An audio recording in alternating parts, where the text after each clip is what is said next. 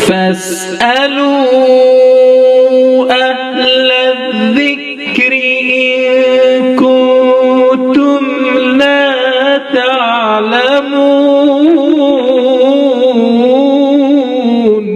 السلام علیکم ورحمۃ اللہ وبرکاتہ۔ مفتی صاحب، میرے ایک دوست ہیں، ان کا کہنا ہے کہ قربانی کے گوشت کے 3 حصے کرنا ضروری ہے۔ ایک حصہ غریبوں کے لیے، دوسرا رشتہ داروں کے لیے اور تیسرا اپنے لیے رکھنا چاہیے۔ پوچھنا یہ ہے کہ کیا قربانی کے گوشت کے 3 حصے کرنا ضروری ہے؟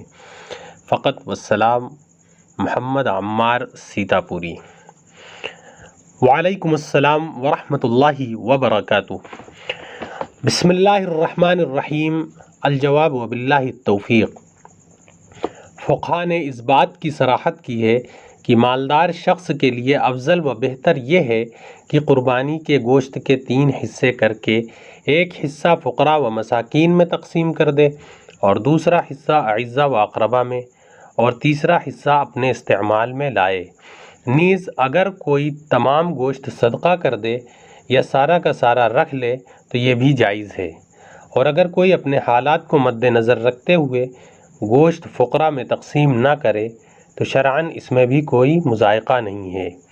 3 حصص میں گوشت تقسیم کرنا ضروری نہیں، افضل ہے فقط۔ واللہ تعالی اعلم بالصواب۔